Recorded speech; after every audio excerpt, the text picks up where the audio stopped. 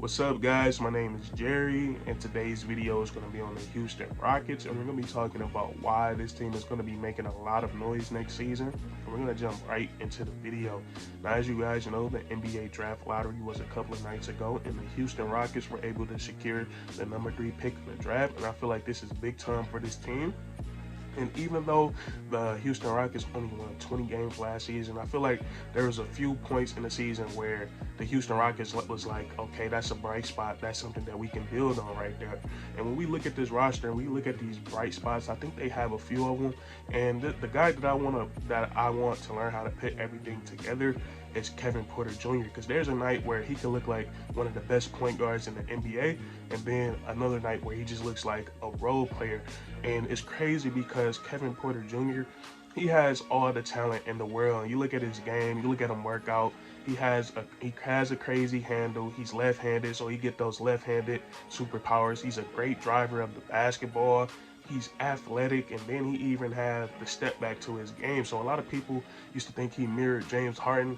And my thing about with KPJ is, can he put it together? And then last year in the draft, they took Jalen Green with the 2nd overall pick. And Jalen Green, he had a hard time figuring it out the first half of the season, and that's normal for a rookie. Every rookie comes out the NBA, they come out struggling most of the time, especially when you're a guy like Jalen Green, when you're a volume scorer, when you need to learn how to get into your rhythm. It's usually harder for perimeter players to catch on quickly when they get to the NBA. So that's what we've seen in the second half with Jalen Green. He started to get more comfortable. He had a lot of more 25 plus games, 20 plus point games. He went for 30 a couple of times, and he started lighting the scoreboard up in the second half, and he finished the season strong. So that's something that the Houston Rockets, that's something positive that they've seen to end their season. And then their other first round pick, Goon, he showed a lot of promise. He's probably never going to be like a starter for a championship team, but he will be a solid rotational player because he just has a knack for scoring the ball. He has great post moves, and he looked really good for the Rockets last year. And then you have all the guys like Tate, who's hard-nosed players, Christian Wood, and I'm not going to talk about him that much because I'm not sure what his future is with the Houston Rockets. I know he's a very valuable trade asset right now, but if they were to move forward with him, with Kevin Porter Jr., Jalen Green, and then his number 3 pick, I think the Houston Rockets are going to win a lot more games than what they won last year.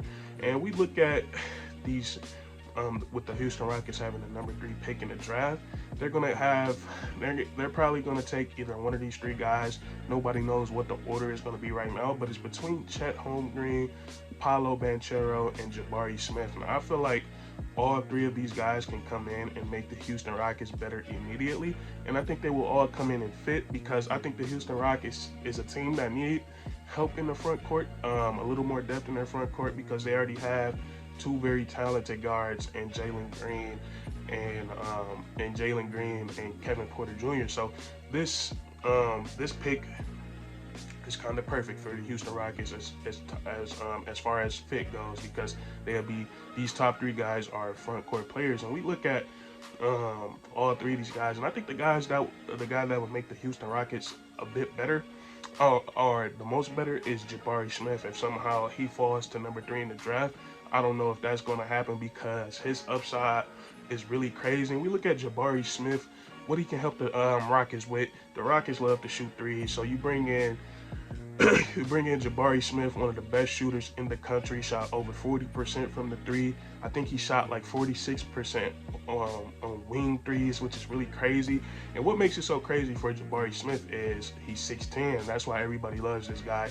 He has size, and he has a shooting ability that nobody has really seen from a guy that size before. And when I say that, this is a guy that's coming off pin down screens. He's coming up, catching the ball, shooting it quick like he's a shooting guard. So that's what makes him special. And then he has the ability to put the ball on the floor and create his own shot. He has a great mid-range pull-up that's getting compared to Kevin Durant's already. He has a little bit of post-game to him, and he can get to the rim. And another thing that he will bring to the Houston Rockets that they so desperately need is the ability to play defense. And this Jabari Smith, whatever team he ended up getting drafted to, whether it's the Rockets or somebody else, he's going to make them so much better defensively because he's a tenacious defender. He's 6'10", he's very versatile. You can switch him onto any position, and he just plays he just plays on the defensive side really well. So if the Rockets can get Jabari Smith, I think he'll change life the most for the Houston Rockets. And then these other two guys are I think they'll make the Houston Rockets better, but which one will make them more better? It's a bit of a toss-up. You look at Chet Holmgren, he would fit in perfectly with the Rocket system to me because he's a big that can stretch the floor. He can put the ball, sort of like Christian Wood. He plays a little bit like Christian Wood. He's a big that can catch and shoot threes. He can put the ball on the floor, create for himself. Chet Holmgren, his college highlights are actually crazy. He put the ball on the floor a lot. He has that behind the back crossover that's really nasty. He can get to the rim finish with both hands. And then also on the defensive side of the ball, which is something the Rockets need, is rim protection. He's a great shot blocker. So Chet Holmgren, a lot of people think that he won't be NBA ready when it comes to other bigs in the league. But when I watched Chet in college, when he played against bulkier players, that never really stopped him from being a great rim protector. And my only worry about him is his health. We look at the history of skinnier 7-foot players, guys like Manute Ball. We've seen Bobo hasn't even played yet, and a lot of it has to do with health. And we don't really see those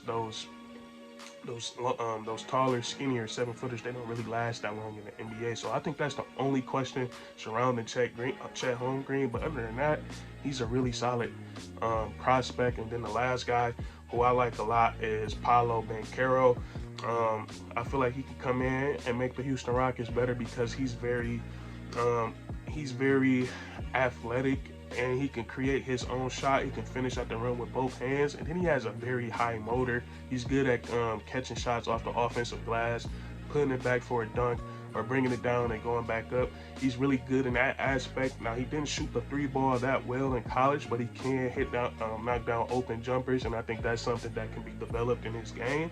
But he has a bunch of post moves. Like I said, he's a monster in the open court, or you get him an ISO. He's in college, he seemed to be unstoppable. So Paolo Banchero, he has a lot of upside to him as well, and he's probably the guy that right now, the mock draft has him going at number 3. They got Smith and Holmgren going in that top 2. So I feel like if the Rockets were to get Paolo Banchero, I feel like he has a lot of upside to him. When you watch him with the eye test, he looks better than the other two guys in my opinion. But he has a couple of things that need to be honed when it comes to NBA skills, like the 3-ball and the free throw shooting.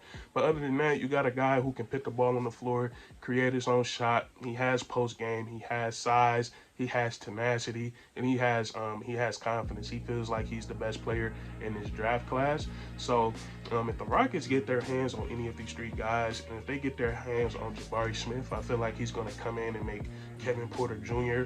and Jalen Green a lot better, because he's a guy that don't really need the ball that much, and then he'll help them out on the defensive side of the ball. So that's really going to be it for this video. If you enjoyed, leave a like, comment down below who you will want to see the Rockets get with that number 3 pick, and then subscribe for more weekly content. We do this all the time, man, and that's Curtis.